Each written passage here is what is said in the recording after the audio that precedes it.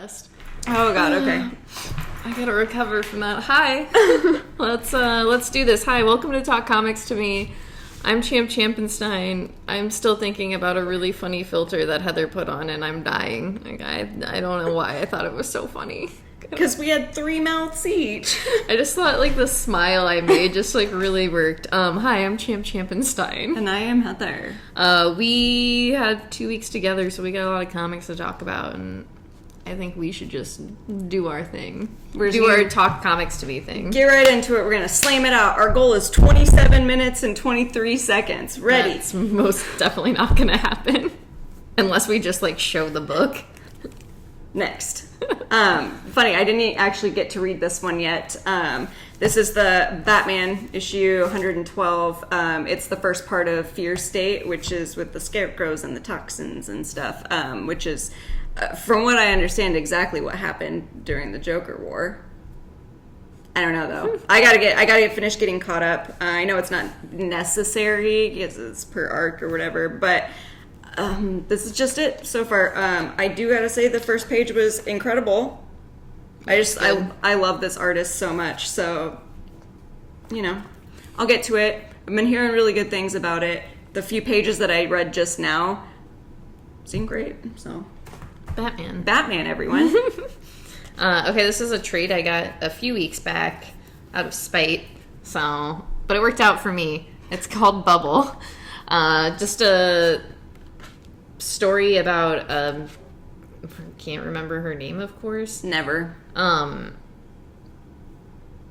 friend's name is Annie. Morgan, that's the main character's name. Morgan, she is from a place called The Brush. In this world, they have inhabited a planet that doesn't like them, so there's like these corporate bubbles where people live that are just kind of like regular cities, and then there's The Brush, which is just kind of like the wild. And so basically the corporation starts an app called Hunter, where people like Morgan and some of her friends hunt down these monsters that have been breaking into the bubble. It's a lot of fun. I really, really enjoyed it, much more than I thought I would. It's actually based on a podcast that's about the whole thing.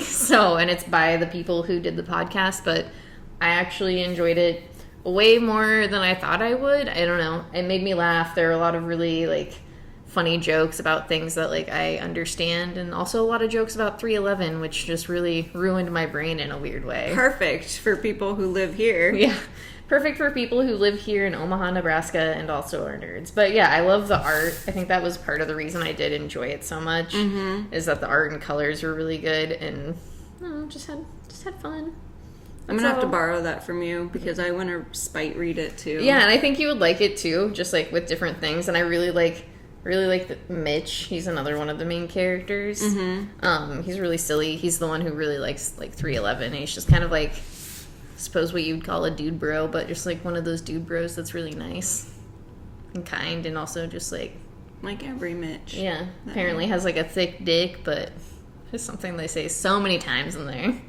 I mean, maybe like 3 or 4 times, but obviously it's stuck out in my brain. He's got a thick dick and he likes 311 and wants to start a party bus. A lethal combination.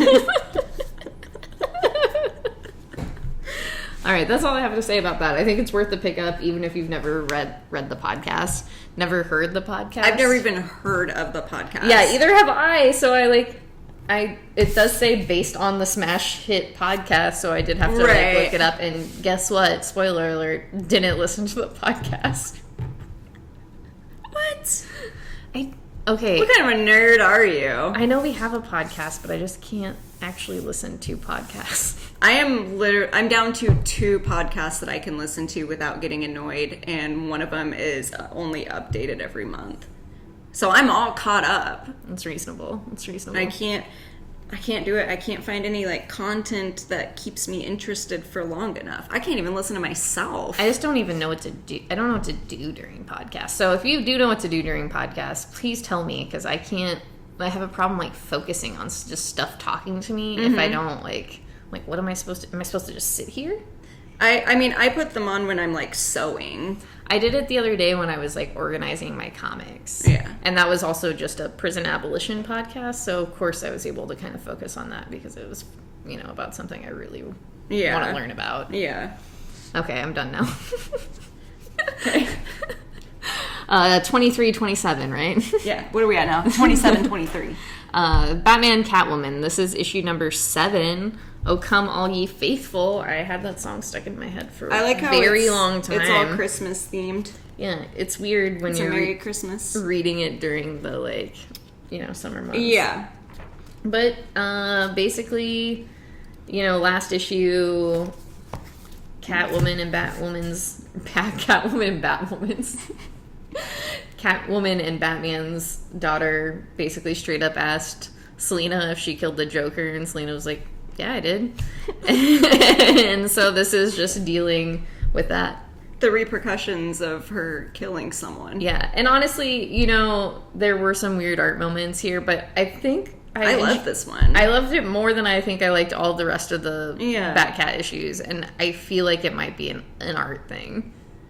In In a weird way. I don't know if that is it, or, like, I mean, I don't really like the story either. Yeah. But I think the art in this one made it more tolerable for me. I can't. I really loved, I really liked this issue, and it was very stressful for me because it was the same setup as every other issue, so maybe it was just an art thing, even though... I do like Clayman's, you know, overly sexualized art at times, and, like, I don't know, maybe I'm just going at this book in such a, like, if I wasn't strong such way. a square, then, like, it would be fine, but I don't like seeing butts and tits just hanging out of spandex. You know, I don't mind that. You know that there's an extent to which I am like, oh, why is she squatting in front of a, like, vault like that? How else is she gonna stand up? You gotta put all the power in your thighs, dude. I mean, maybe she's just like Megan Thee Stallion, just like... You don't crouch like that? Like, she must have just knees like a motherfucker. I'm just gonna get up and show this to you real quick. I think it's really funny. I do this in front of the TV at home. And then I can't ever... me getting up right there was... I wish everybody could have seen that better, but... Normally I can't get up. We'll take photos for you and let you see. But yeah. I just dropped it there. Yeah, you can't really see the mics in the way. Well, good. No one needed to see it. But yeah, Batman Catwoman, I don't have very much to say. 7 issues in, so we're getting near the end, but that's basically what... You know what? There's going to be a twist. I can feel it. There's going to be a king twist here. Okay. I have X-Force. This is issue number 23. Beast decides to do his own little investigating of the little tiny people. I can't remember what they're called.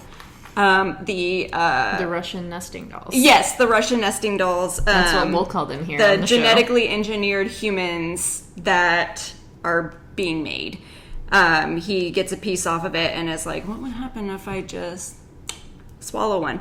And then he has to recruit Dark Tom because this thing is inside of him and it's changing him. And he's like, I don't know how to get it out. Help me.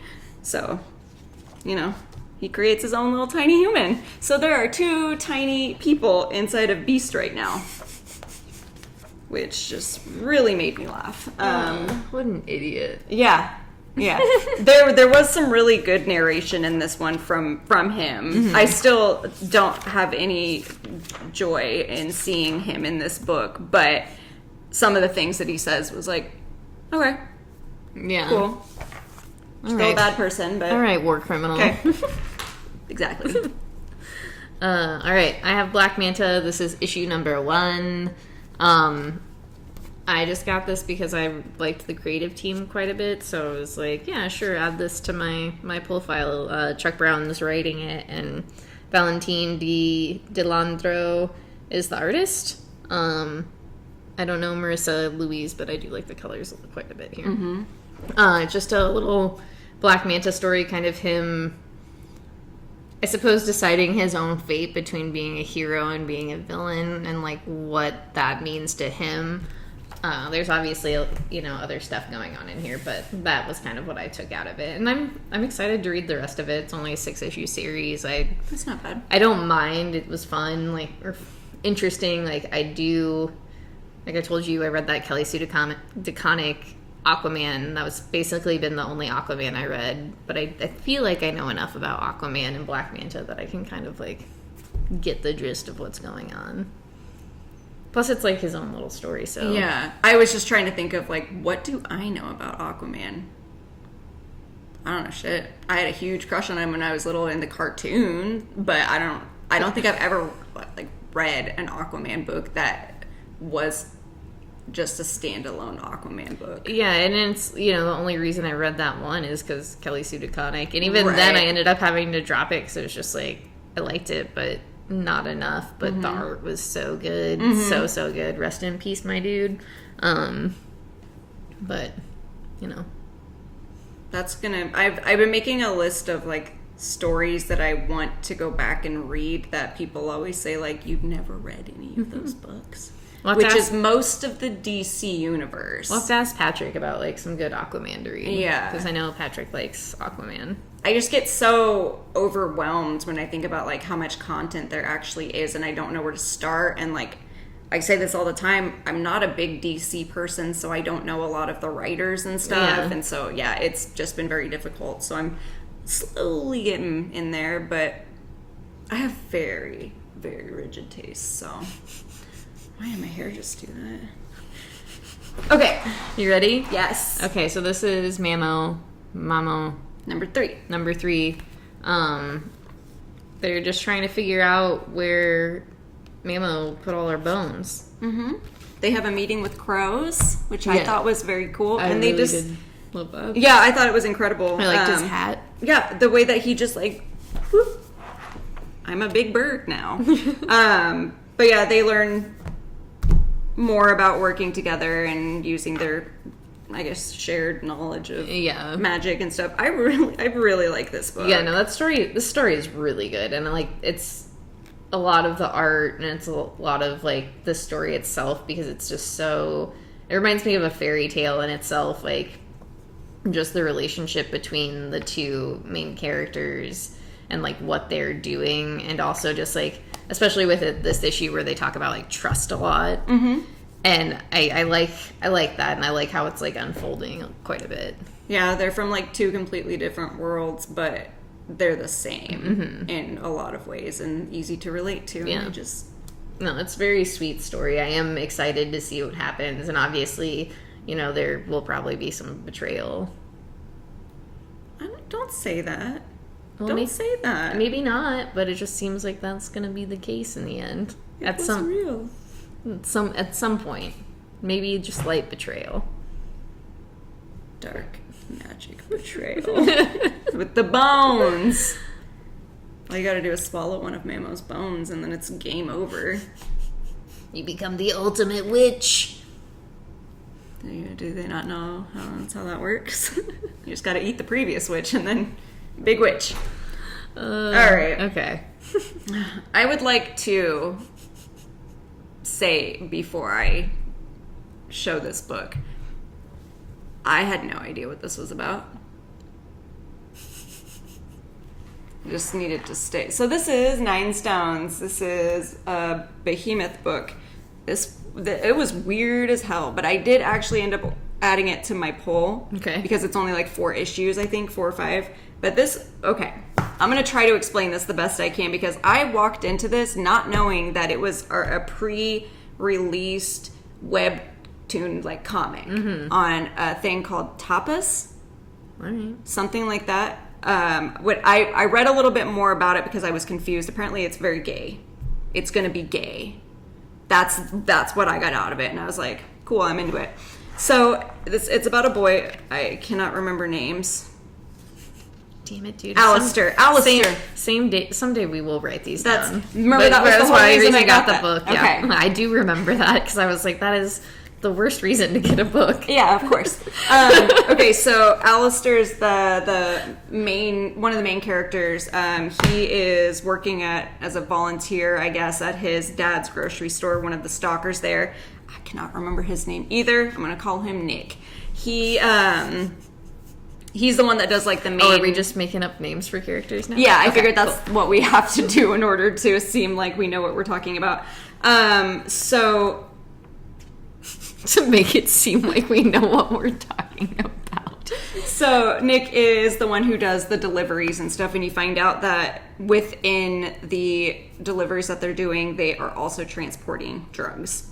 So on their way to transport the grocery delivery, they get stuck between rivals, I guess, that are trying to take them out. So it's two young kids in the middle of a drug war.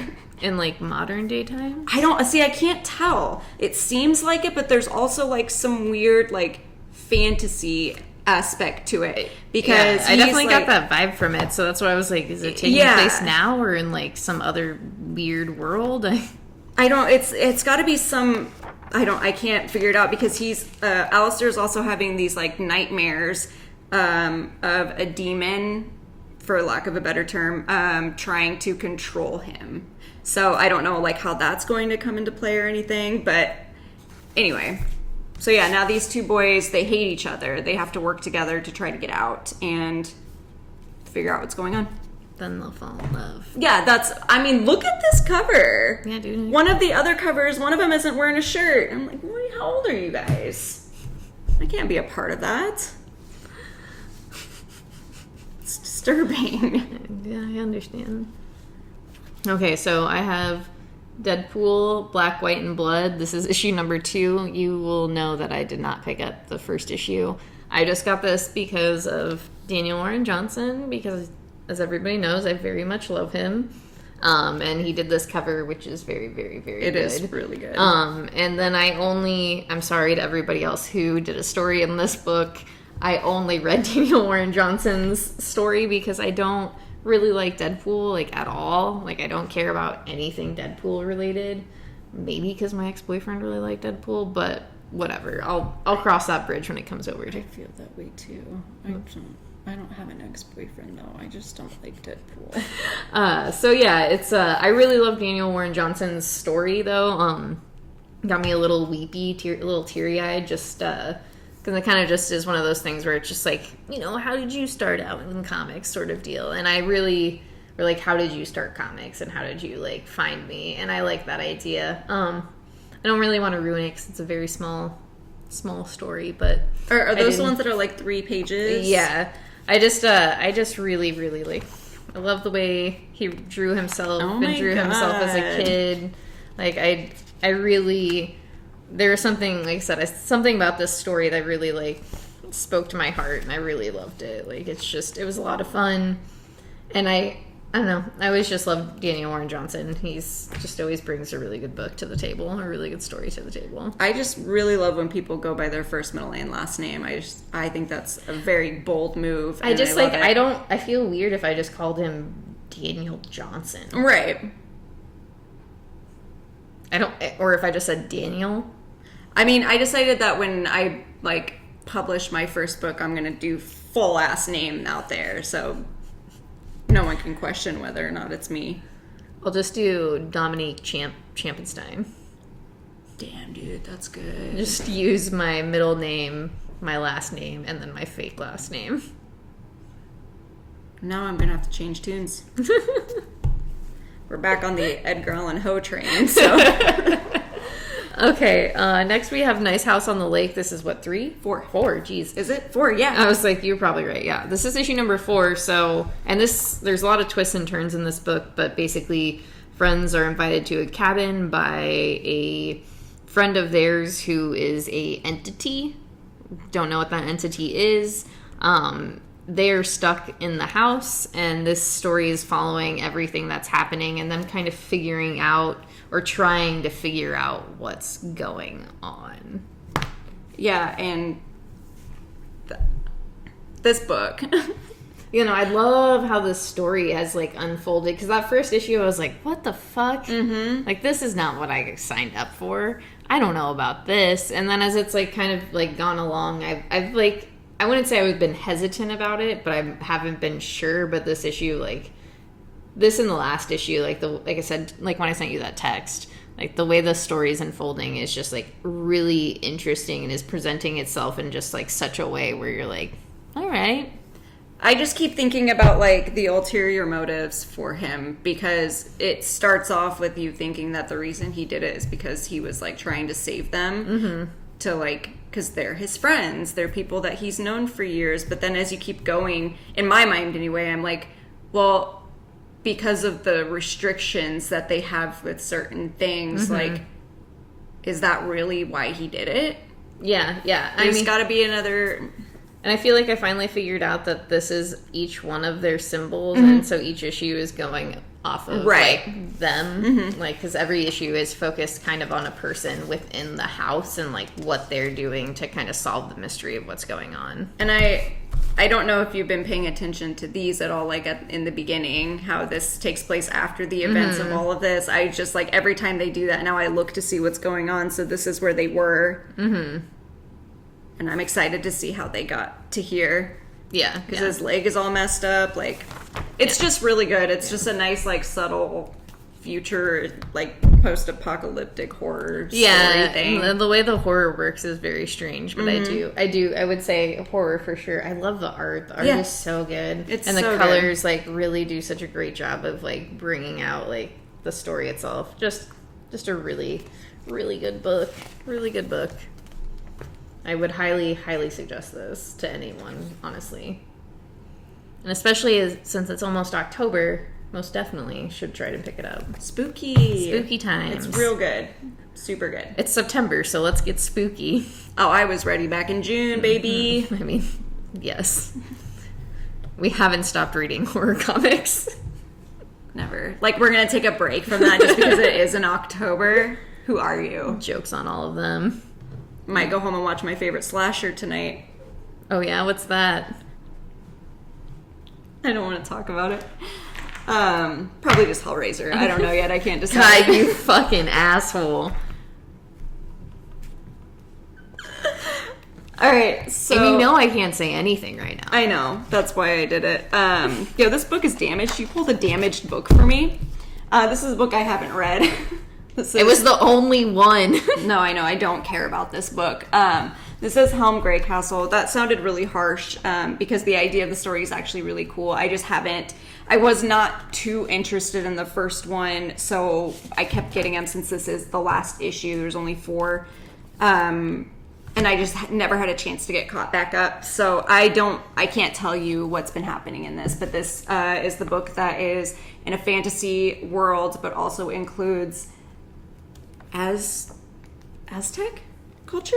Yeah, is that what it was? I think it was, yeah. Yeah. So it was a really good idea, and I thought it was very interesting, but it's too dense for me. Yeah, I could see that after that first issue, for sure. It is, I do like... Oh, God, I was like, this is not the book.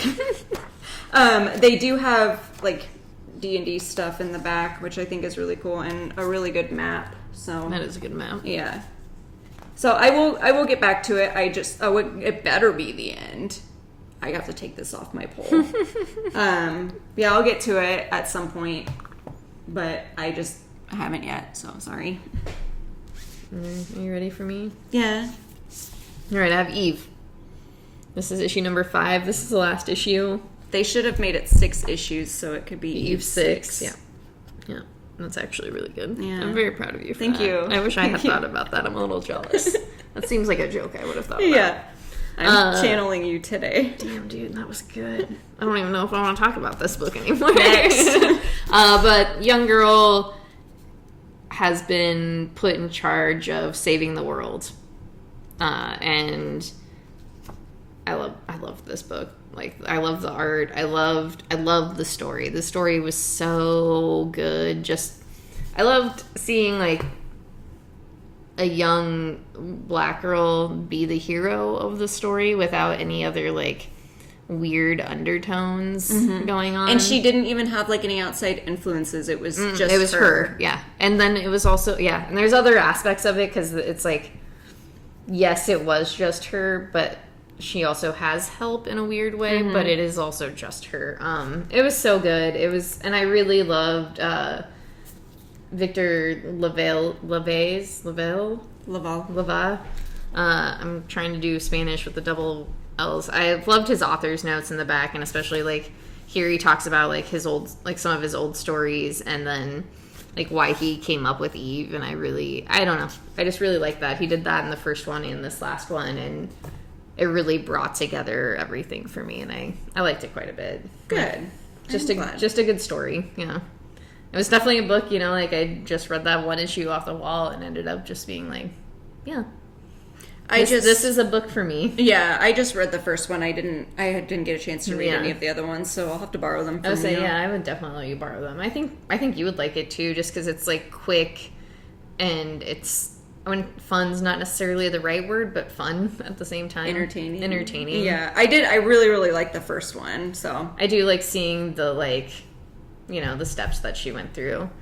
Yeah, that's it. Okay. Nothing else. Okay, so now we both have this book, but Heather just read it off the wall. Mm-hmm. This is the last book you'll ever read. This is issue number 2. Sorry, I held that in a weird way. Just follows... It's a bun book. Yeah, it's Cullen Bunn book, so I know that I should not keep reading it. I am oddly tempted to do so, especially because Jen Hickman does the B covers, and I love... They're so good. Yeah, I would say, and I love Jen Hickman a lot. But I don't really like this story because it does just feel like a very B2C horror story that I'm not interested in. Main character, Olivia, she is doing a book tour about her book. Is it literally called The Last Book You'll Ever Read? No, it was Satyr, something yeah. And basically drives people to madness. And now, like, everybody has been just very upset with her as well. I don't know, just not necessarily a story I really like. I do like the art quite a bit, which is, like, a thing that kind of sucks, because I like the style, and I don't know how to really describe it, because it can be, like, really rough in points, but I like the faces, and I like the colors, but... It reminds me of an Archie comic. Yeah, kind of, for sure. I was to say, it does remind me of something, like, old school, because it feels like the story is taking place in the 1930s or something. I'm glad that you said that, because I got that same feeling. I hate that main character so much. Like, if she just would, like, not be so... She's very blasé about it. For me, she seems really smug. Yeah. Too, and it's just like... She's like, no, I refuse to cancel this. I don't care what the fuck people are doing. I'm getting this. Well, it's also, like, if you're... It's not a good book, dude. It's making people kill. Yeah, I would say, if you've written something harmful, it's weird to have somebody who's just, like, you know, just, like, yeah, blasé or smug about it. Just very much, like, I know more than these stupid... And, like, especially in this issue, like, these stupid hicks. And the fact that she hires security for herself because she knows that people are going to be upset, but, like, still refusing to, like, not do anything about it. I don't know. It just seems like she's trying to get that dude drunk. Yeah, she wanted to bang him. I know, but, like, at the same time, you know what I'm saying? It's just, like, one of those things where it's like, your ulterior motives are here, and it's, like, very much at the forefront. Also, like, I guess women are like that. I don't know. It's just... What are women like? I don't know. I don't know.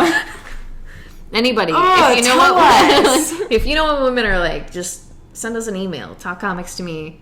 666. Not just any average woman. We need a big city woman. You know, like from like a big city. Give us examples of what girl bosses do. Please. Tell me about a boss bitch that bossed too close to the sun. We need to know. Okay. Boss too close to the sun. That's a good one. Thank you. I heard it somewhere. I can't remember where. Well, no, you shouldn't have told anybody that. Well, I had to. That's your joke now. I wasn't going to take credit for something that I didn't create myself. I just thought it would be funny in this context. It was good. Okay.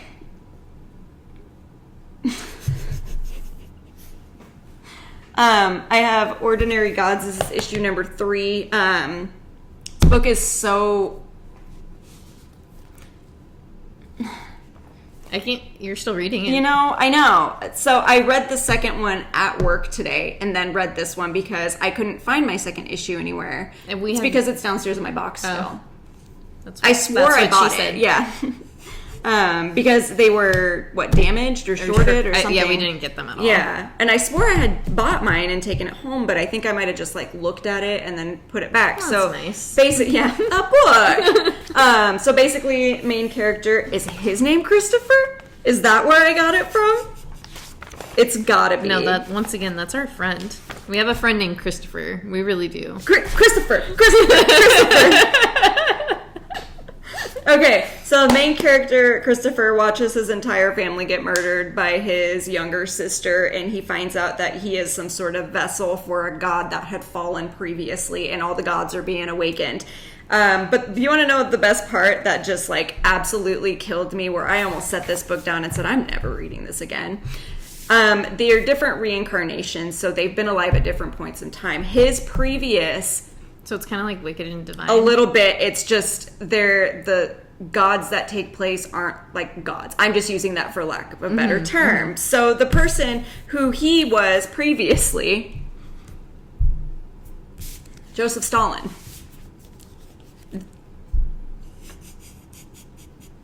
Are you serious? That was the big reveal on the last page, was oh my god, it's so ridiculous. Yeah, it was split down the middle, and his face was one side and Joseph Stalin's was the other, and I was like, why? For what reason? So are they gonna talk about Joseph Stalin then, or? I mean, it was briefly mentioned because he is learning the timeline of what is happening and what has happened to him, because his sister is on the opposite end. The only reason the power in him was awakened was because hers did too. So he's on the good side and she's on the bad side. So her goal was to kill him. That's all that she's meant to do. And then once she fulfills that, it leaves her body or whatever and leaves her how she is. So it's this really weird thing. He learns the history of this group that he's a part of. He learns the story of the war that caused the downfall, all of this to happen and all that. Her agency, I guess, decides to go in and get rid of her, but she said nope and flew out of a hospital window. Kind of weird. Is she Hitler? I hope so. It would make a lot of sense. But it's then there's a whole group of weird robots. And I don't know. This book it's very weird. I do want to keep reading because now I want to know who everyone's reincarnations were at one point. It's okay. It's not the worst book I've ever read. I'm just very confused with some of the choices that are made in this book. Yeah, that makes sense. I mean, otherwise it's a really fun book. It's just why Joseph Stalin? I don't get it. What does that have to do with anything? And that wasn't even that long ago. You make it seem like hundreds of years ago you were this person and it took the body this long to blah, blah. I was no, that was 60 years ago and you fucking murdered a bunch of people. Weird. And every time they're reincarnated, they still have the memories of their previous life. It just takes them a bit to figure it out. Yeah. Shake him. Yeah, he's got to shake out as Joseph Stalin. Yeah. He's going to grow a mustache probably soon. It keeps showing flashes of him throughout there. And I'm is he becoming Joseph Stalin? Yeah, that's weird. I don't know. Yeah, it's very strange. Again, I don't understand that, but it is what it is. All right, should I go? Yeah, do it. Okay, I didn't want to interrupt. I don't want to talk anymore about Joseph Stalin. That's not what this podcast is about. This is the Joker puzzle box. I keep doing it too low. This is issue number 2. The Joker presents a puzzle box. I'm sorry. That's how the title of this book goes. That's not how it was before. Are you sure? I swear it was just the Joker, a puzzle. There's the presents, just really small. Anyway, this is a story about basically all of the villains in Gotham. The Riddler sends them off to find pieces of a puzzle, and somehow the Riddler ends up dead. All of the Gotham City police bring all of the villains in and are trying to interview them. They make a... What a mess. Yeah. They make a Wire reference in this book. Which, hurt my heart a little bit. Yeah, I was going to say, given the recent circumstances and stuff, I can see why you might be a little tender about it. Yeah, but it wasn't a Michael K. Williams reference, which was, whatever. Fine. But they do, the way he says it just says, like, wire. Doesn't say, like, the wire or a wire reference. It's just really, I don't know. The wording was wrong, Matthew Rosenberg. He knew what he was doing. If you're a true Wire fan, you would know. I'm kidding. You like wires? Do you like Wires? I did. Besides that, I did. The book is fun. It's just like a silly little story, more than anything else, which is sometimes what I need. Mm-hmm. Especially when it's like Batman related. Like, I don't necessarily want Batman. Kind of just want. Yeah, like I think it's side characters and villains. Yeah, that's how I feel too. Like, that's why I, especially with Marvel books, I'll just pick up a random thing that I've known because I'm like, all right, this is just a cute little mini series by someone that I really enjoy as a writer, a character I don't know. It's gonna be fun. Yeah, and especially Matthew Rosenberg. I think I'm always just like in for like a solid time. Plus, Chip does all the covers, so I was like, yeah, I'll get it. A double whammy, if you will. Yeah, just what I needed. That's all I gotta say. Just good, all right. Good little story, nice art. I like the Joker faces, very Joker-esque. Mm-hmm. I love it. Just good stuff. There's like two different kinds of Jokers that I like, and it's that style. And then when Steven Sajak does it, because I want to jump him. Yes, I know. Okay. That's how I feel about it too, if you want to be honest. This is Dead Box. This is issue number 1. Welcome to Lost Turkey. Yeah, this was a book when I finished it. I wasn't sure if I quite understood what was happening. I do see now that they're DVDs. Right on the back of the book. Yes. Says it right on the top of that. Mm-hmm. Basically, just like this book is going to be what we said, little separate stories. Yeah, I believe it seemed like it was going to be an anthology based off of like what the next issue was supposed to be about, and that's the only recurring theme is the Dead Box. So it's just like basically a red box that. Did you get it? Do you see it? Just our main character, she doesn't know where it came from. Her dad just showed up in the convenience store one day is what it sounds like. Her dad is dying, and so this first issue is flashing back between the movie she is watching that she got from the Dead Box and her dad dying. Obviously, there's a lot of other undertones to this particular issue, but it's hard to say if I liked it. Because, like I said, when I finished it, I wasn't sure if I understood what was happening, just the way it presented itself. But I did like the flow of the book itself, and I did like the art. Yeah, no, the art was really good. And I thought the idea was really cool, too, but I just don't think that they were very clear about what exactly was going on because of, I think, the back and forth. Mm-hmm. And I assume that, like, it will reveal itself quite a bit more as time goes on. But I was, like, honestly just expecting, like, aliens to show up because of, like, what was happening in the book. And I was like, oh, all right. I was waiting for the aliens to trick the human to their planet to murder them. And I was like, that's not how that went at all. They actually wanted to be friends with humans. Yeah. But yeah, it was a good book. I wouldn't say not to read it. I would say maybe wait till it's like a second issue in or go in with an open mind. Yeah, like don't expect anything from it. Yeah, just be ready to read a story. Yeah. Because I would say that's what you get out of it the most. You ready? You ready to trug on? Let's do it. We've got oh god, we're over time. This is Deadly Class. This is issue number 48. Yes, there are 2 issues left. That's wild. I don't know how I feel about that. I'm ready for it to end, but also not. Yeah, I think it ends at 50 because I had just seen in the catalog 49 and it said part 1, the end, and then it said that's the second to last part of like the end or something. The wording made it seem like there was only 2 more issues left. I'm not sure, just like because I know he usually does little 4 parts. So, right. Well, then it might. Yeah, it might have been the first part of the last arc or something like that, but it just made it seem like it was only going to be 50 issues. But 52 would be a good solid, I think. Yeah, I mean, okay either way, I'm fine. I'm fine with it ending. Mm-hmm. Just a little, like, bummed out, even though there's been parts where I'm just like, I don't like this, but I still think I'm going to miss the characters once they're gone.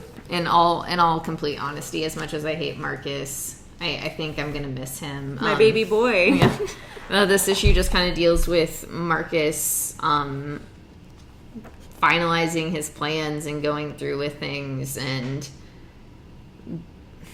you get to see what happened. Him doing the right thing. His version of what he thinks the right thing is, but it kind of explains what happens to the group that he was in when they left King's Dominion, because in the last few issues it was like in the 90s. Mm-hmm. So yeah, this is just kind of explaining it. I just want to say this is my favorite page. Yeah, page is I really love good. this page so much. Just like looking at that though, Wes Craig's art and panel setups are so fucking it's good. so good, yeah. It's like ludicrous how good that dude is. Like, just, I think that was one of the first things that drew me to Deadly Class. It was his art, Rick Remender's prose, and just, yeah. It's so good. The colors, and then just, yeah, the way the panels were set up in such a way that, like, I had not really experienced since I had been out of comics for so long. Mm-hmm. Just, like, panel setups that I wasn't ready for, and I just really loved the way they laid out. And there's, throughout all of the issues, that's been honestly one of my favorite parts. And I think that's why I've stuck on this book for so long, is just because the art is really good. And it is just, like, one of the grittier books that I read. So. Sorry, I'm just, like, going over all of it in my head. I'm not ready for it to end.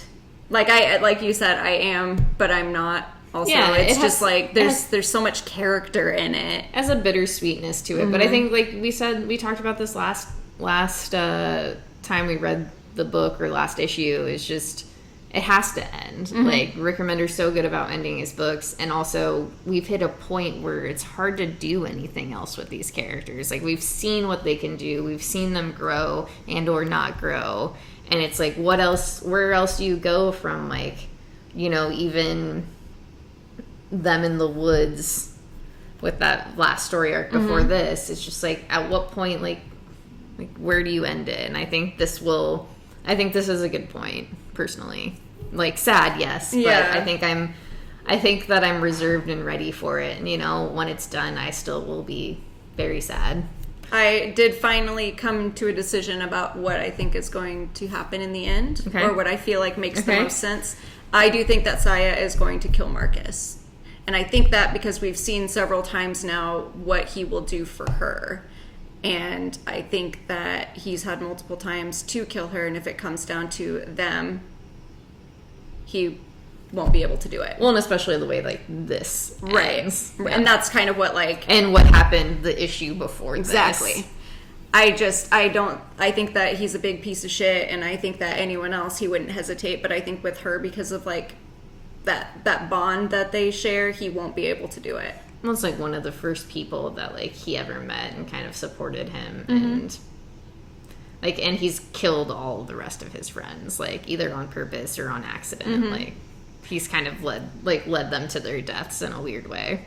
And if it does happen to be the other way around where he kills her, I'm still gonna love him, but I'm not gonna be as happy with that ending, because I feel like it's the ending that he needs and deserves. Yeah, I think we've said this many times, I love Marcus, but I have no love for Marcus. Yeah. Like, I have no love for who he is, because I don't like those type of people. Oh, yeah. In real life, I'd be like, dude, you're a piece of shit. I'm going to push you off of a bridge, probably. But, like, as a character in a book, I love reading him. Yeah. No, and I get that. Like, I definitely get that, which is why I said I love him, but I have no love for him. And I do think the only way I would really want to see this book end is in his death.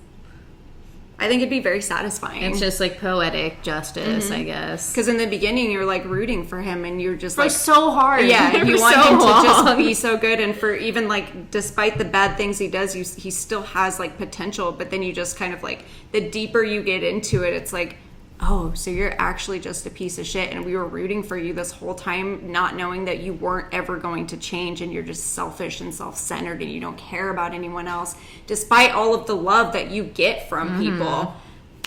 And even, you know, when they were gone, the choice to go back was something where I was like, what the fuck are you doing, man? But yeah, oh well. Deadly Class. Great book. There you go. All right. Now on to something different. This is Excalibur. This is issue number 23. Doom kind of, I guess in a way, I was going to say hire. He straight up says multiple times he forces them to go retrieve something from the other world because he needs information. But he only takes Betty with him because he doesn't fucking like any of the other people. So everyone else just goes and gambles. Sounds good. Yeah. I made it seem way more boring than it actually was because the conversations with Doom and Betty were really cool. I really enjoyed it. He ended up finding what he needed, and he let Betty know what it was, and just the letter to her I thought was very sweet. I was like, is Spider-Man in this book? Yeah, and then I forgot. Rorschach memorial back there. Dude. But yeah, I just thought, I don't know, I've never really read anything with Doom other than like books that he's just been in, and so I have like this vision of him in my head of how he's supposed to be, and it was just like perfect in here. It was really good. That's all. Okay, I got Swamp Thing. This is issue number 7.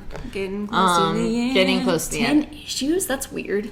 Yeah, I mean, and I'm kind of bummed out because it's just like, I really do like this book a lot. I like the art so much. The art is so fucking good, dude. Yeah, like, I love look the at art. This shit, like, ludicrous. No, I'm looking. Look at this. Look at this. The colors, the art. It's so good. It's so good. So yeah, I'm not gonna say much. I do really like this story. I haven't read Swamp Thing in quite a long time. So this was one of those things where I was just like, all right, Ram V, take me for a ride.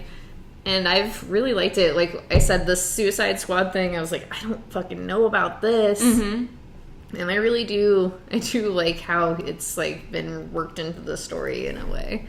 Well, yeah, that's all I want to say because it's just so deep, and I think it's good. Okay. And 7 issues in out of 10, you're almost done. Yeah, I'm almost done. Okay, so now we have The Me You Love in the Dark. It's issue number 2. Go ahead, Heather. You take this one away. Okay, so Rowena, did I just get her name right? Yeah. I believe that is her name. Ro is what she likes to be called. I'm not her friend, though, so I don't care. So Ro moves out into the middle of nowhere into this house to find inspiration because she is a painter. She's kind of hit a art block. Is that what it's called? Basically. Yeah. So in this house, there's some like disembodied voices and stuff. So she's like, oh, it's a ghost. So she makes contact with the ghost and is creatively sparked again. I'm really excited to see where this goes because in my head I was like, that's not a ghost, that's a demon, dude, and you do not talk to demons. Oh yeah, no, it's most definitely not a ghost. I'm so excited for that. I am very excited for it to That's just like... way too creepy to be a fucking ghost. Yeah. Long, spindly fingers. That was my favorite part where he's like, do you want me to turn off the light? You don't trust anything that just needs you to have the light off when it's around. No, but I can't say that I wouldn't make that same decision. Huh. Because you know. Color me fucking surprised, dude. Look, I love chaos. That is what I've gotten. I love living on the edge. I can't ever be in like a horror movie situation with you because I would literally have a heart attack before anything actually killed me. It would honestly... I'd be like, Heather, what the fuck? I just wanted to see what it did. It would probably be one of those situations where like the thing is happening and I'm nowhere to be seen because you're here at your house, and then I just show up and I was like, hey, you want to hang out or something, just out of the blue randomly, and then I like realize stuff is happening and I'm like, okay, let's go, let's do it. Look, if there's a button that says don't press it, of course I'm gonna press it. It's It's good. I like this book. I was I like it a lot near too. the end. I kind of got like a weird ghost sex vibe, and I was into it for a minute. And when it didn't deliver, I'm still into it. But I keep waiting for it. It does feel like it will deliver, like you said. Yeah, and maybe that is because you said it to me before I read the issue, and then when I read the issue last night, I was like, yeah, this does definitely have ghost banging vibes. Yeah, I was so excited. I was like, fuck yeah. Give me a comic with a human girl banging a ghost. Okay. There are many films that deal with that, I guess. On the work computer, if you click into Google and type "do ghosts," you will find a whole bunch of fun stuff that has been searched previously on that computer. Because of this. Yeah, I just thought it was really funny because it was like just pulled up when I sat down there yesterday, and I was like, one of them was ghost movies with sex. And I was like, what? Yeah. That is a whole conversation that happened yesterday. Like I said, you missed out on it. I know. It was wild because I was just like moving shit on the wall, and I'm like, wow. I love those kind of conversations. Okay, on to the next. This is Daredevil. This is issue number 34. It's getting in. Yeah, it is really deep. Bullseye is out. Elektra is determined to... Bullseye's out. Elektra's in. Yeah, well, she's just, like, determined to make sure he goes down before he kills anybody else. Daredevil has taken over the prison and realizes the terribleness of the prison industrial complex. Interesting. Yeah, it was... I wouldn't say I didn't like it, but it was also one of those things where, especially like with what I'm doing right now and like a lot of where my mindset is, it's just like he had to have like another like a chemical agent basically to like make him more aware of these things that are going on. Because he's got white eyes. And then even then, like Detective Cole is trying to like talk him down from doing just like, you know, wild shit, and Daredevil's like, but what do you do? Like, we're just like feeding into the system, and it's just also like, I don't know, I don't feel like, what is Daredevil gonna do after this? Like, he doesn't quit his fucking Daredevil job. He's not like, oh, I'm actually putting people in prison, which is bad, I better stop doing this. Like, he's gonna keep being Daredevil, and unless he stops, like, beating up and putting like low level criminals in, like drug dealers, into prison, like it's gonna keep happening. So I think that was like a frustrating aspect to me, where it's just like, yeah, like I'm glad, but also that like if this is being brought into the forefront of a comic book especially, but also like it's like way more nuanced than that. You have the power to change things, so what are you going to do? And then it's also just like, how do I go from this Daredevil to the next Daredevil who is also still doing these things? And I think that's really it for me, is I don't mind it. And I think this is like, I mean, Chip's been exploring this since the beginning when Daredevil accidentally killed that kid. I don't know. There is like something about it that just like rubbed me the wrong way. And I think it's just prison, dude. Well, and yeah, and I think it's also the idea that it's like, all right, well then how do we break this down? How do vigilantes stop being this way too? Like, how do you like, you know, the nuance of it? And obviously this is a fucking Daredevil comic, so like that's not gonna happen. Like it's like the conversation about Batman helping the poor. It's just like, this isn't why I'm reading comic books. Like, I just want the banging, dude. I don't know. Like, I like it. I don't know. I wish I had written down all my feelings more, like, cohesively after I'd finished it, because I did have, like, a lot of strong thoughts. But I think that was my main strong thought, was just like, well, this won't change.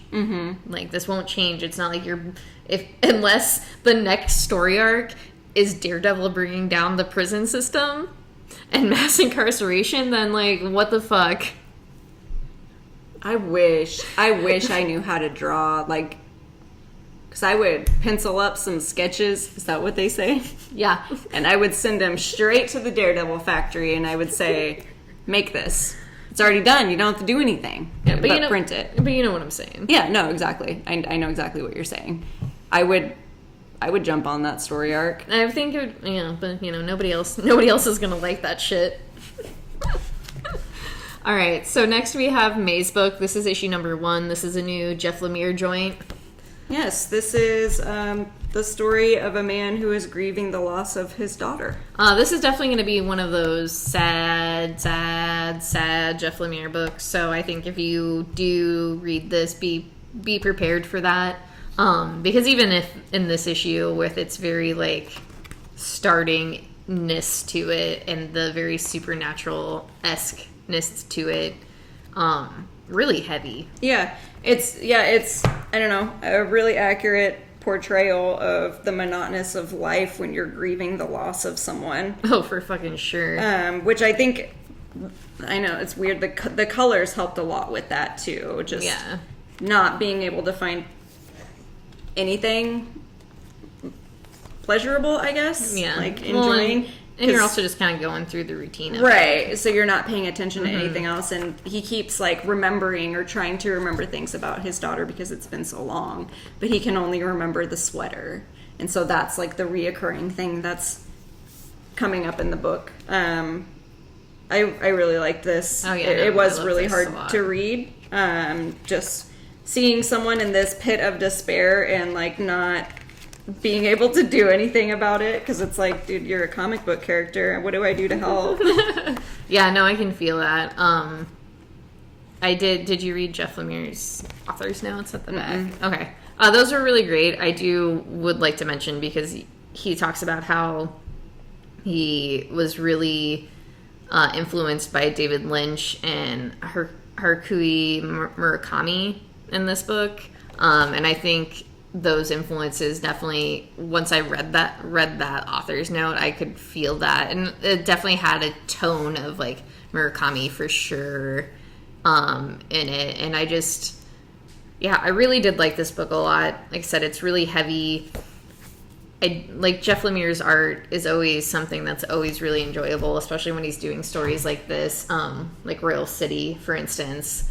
Just like, it's a story about grief, and there's something about like his art that really brings that story to like the forefront, especially with the watercolors and stuff. But yeah, it's I don't know, it's gonna be a short series, but probably gonna cry. Yeah, I would say I can definitely feel myself like getting fucked up, like, because even with this issue I was just like, oh no, like I can feel the heaviness in my heart a little bit, because it's just going to be him on this journey trying to figure out what's happening, and it's not going to have a happy ending. No, by no means. Because you know that. Yeah. There's no way that this story could have a happy ending, and that's what I'm excited for. The tears. Okay, so we have a few more books. I have one more by myself, and then we have a few books from last week that we just didn't get to. COVID, baby. So I have 6 sidekicks of Trigger Keaton. This is issue number 4. Yeah. Just a stuntman trying to figure out who killed this asshole dude, Trigger Keaton. That's really it. I like it a lot. Little funny, good art. It's a little funny. Have a good time. Yeah. Okay, that's all I'm going to say, because there's not like a lot to it besides that. It's just a silly story. Okay. We have... I forgot my books. I'm so sorry. I did not bring any of my books from last week. We Only Find Them When They're Dead. This is issue number 8. This is... once again, just a really heady sci-fi story, and this here is like this issue has been jumping back and forth in the future, in the past, and then also them kind of setting up. I don't want to say what it is. Setting up something.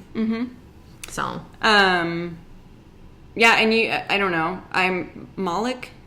I said Malik. You said Malik. Yeah, I mean. Either one. I don't know the correct pronunciation of his name, but I'm excited to see like what is actually happening with him, because he has been in every single issue mentioned in one way or another, and I'm like, but just like give him to me. Like I just want to see him. Well, and I think especially within the first story arc, just being like that's who you follow in such a like strong way, to be like almost ripped from that character and then also like given into the future and being like, why? Now he's a god. Like what the fuck is happening? Yeah. I'm very, very excited to get to that point, because he was a shit, but I loved him. Yeah, he was a shit. I did love him. There was just something very enjoyable about him, his presence, and so I want him back. Yeah, no, I don't really like any of the new characters. I like Christopher. I liked him a lot. I like the girl with the mouth that's always doing this. Looks like a coin purse. Yeah. I like her a lot. But everyone else I just don't really... care about. Yeah, I don't...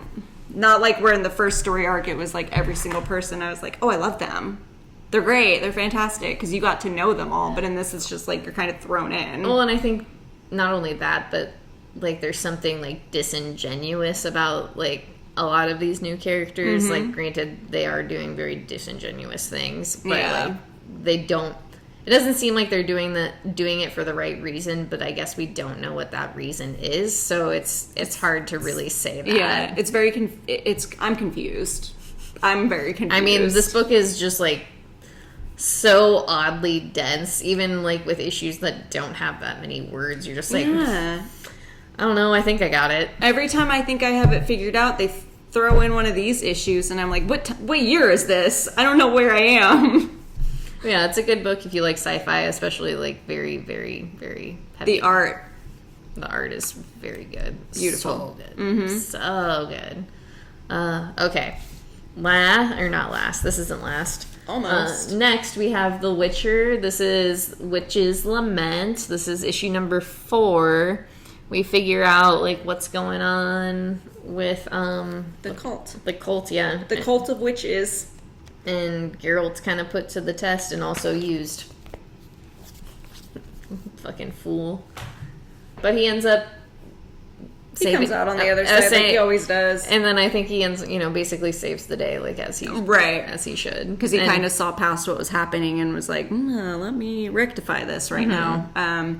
A cute little Witcher story. I love it. I think the art, honestly, in this one was the thing that I liked the most.